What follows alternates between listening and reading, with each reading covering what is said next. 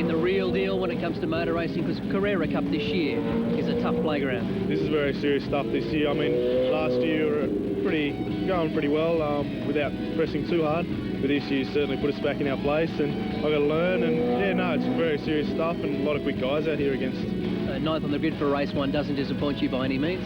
No, not at all. When you look at the guys in front, really, if they're not in front, there's a problem. But hopefully, give us time, we'll be out there too.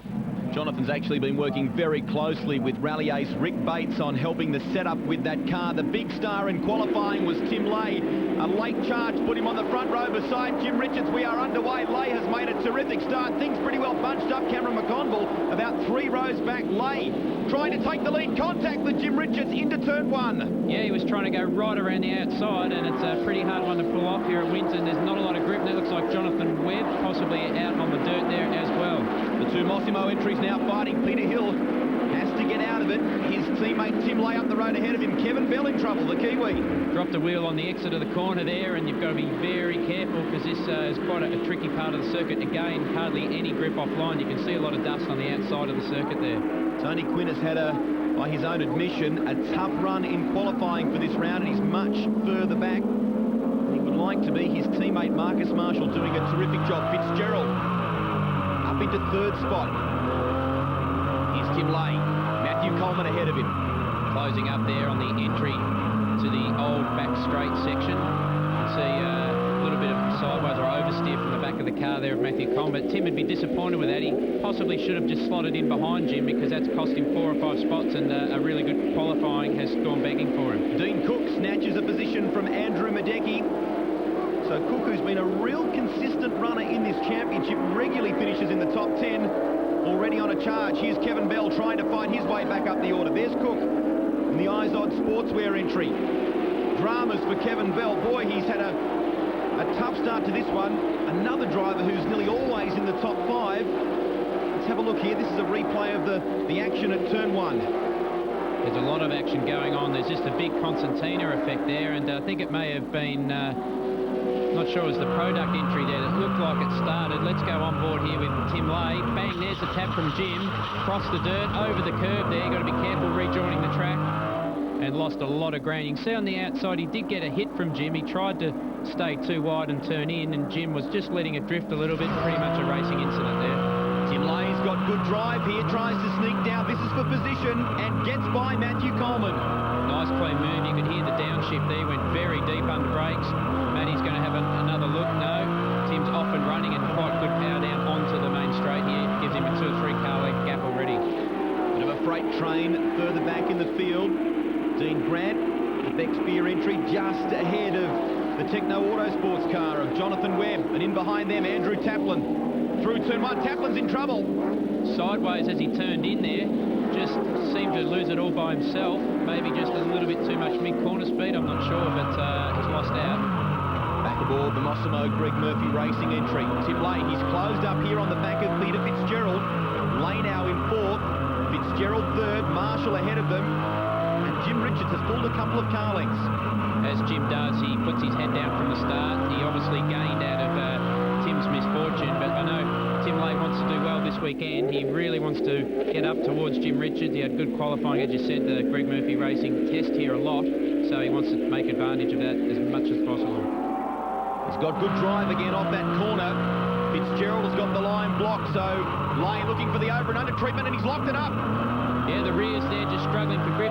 Sounded like he may have sort of slightly missed a down change or something, but he was out wide too, and actually lost a couple of car lengths on Fitzy. They are fairly stiffly sprung, the 911 GT3s, and some small bumps in that part of the circuit, perhaps exacerbating the lock. They all run ABS, these cars, and only 6 Michelin tyres to choose from per round. James Dutton, who had a fantastic performance at the previous round at Eastern Creek, in a bit of trouble here. Just struggling there to get back on the road, but James has shown good signs of speed, particularly at Eastern Creek, but just also struggles to get the consistency together over the race weekend at the moment. Number of drivers in this category. We've talked about it in previous rounds being a stepping stone to the main game, perhaps moving from open wheelers to the Carrera Cup, then on to Konica and then the main game.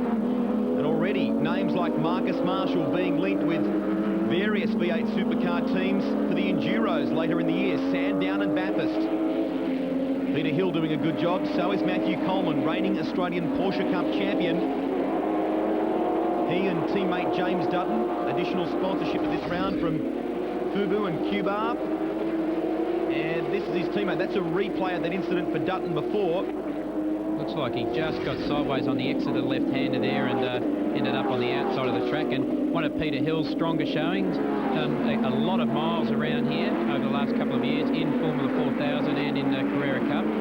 So the home test circuit of Greg Murphy Racing showing for him too. He said it's been enormously difficult to convince himself of the way to drive these cars. He said there is a point when you feel like you're right on the limit and it's about to break its traction or lose it, but in fact you can actually go even harder on the car, as Tim Lay is trying to demonstrate now, and there's been a touch with Fitzgerald. Well, this is going to be an interesting one. At this round, Thomas Mazira, former Bathurst winner, has been appointed the driving standards observer for this series. What do you think you'll have to say about this? Well, I'm sure he'll look at that one pretty closely because it is the opportunity to pass at Winton. He's gone right up the inside. Tim's a fair way in. He's right on the apex starting. You can see went up on the curb because he's been squeezed for room. So Peter Fitzgerald's probably started to turn into the corner, and it looked as though Tim's tried to avoid him, but he's already a fair way in there. It's the contact was probably just before the B pillar or at the door there, but Tim was further up. I think he's braked to try and avoid Fitzy coming across.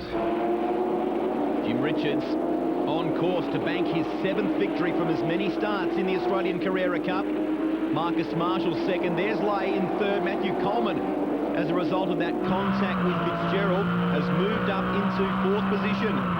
Jonathan Webb now, you ride with him in the Techno Autosports entry. This battle with Dean Grant has been going for several laps now. Grant's doing a fantastic job. His car is prepared by Jimmy Richards, and Jim certainly helps him with setup issues and learning these circuits.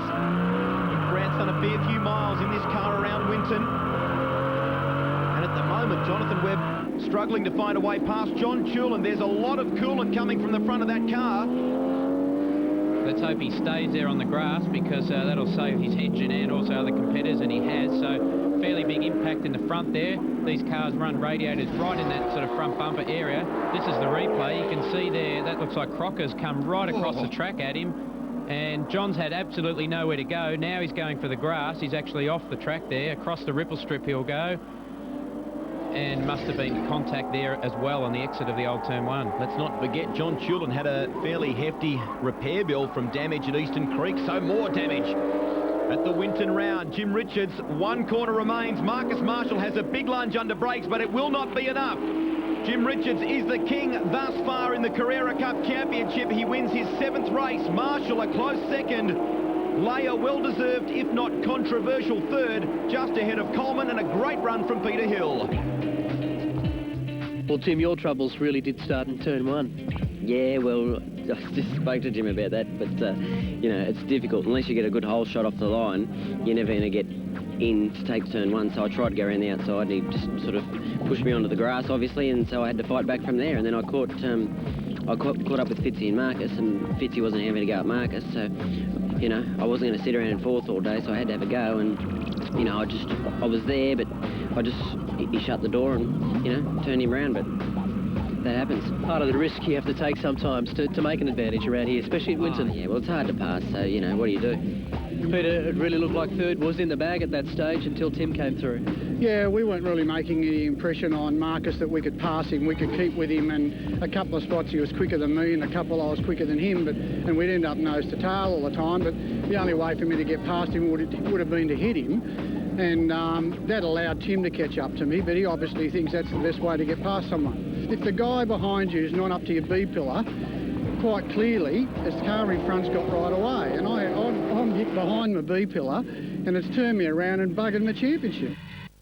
Some heated words between Peter Fitzgerald and Tim Lay. The officials have deemed it to be a racing incident. Still 2 more races to come. We are getting pumped up for those right here on trackside. More right after the break.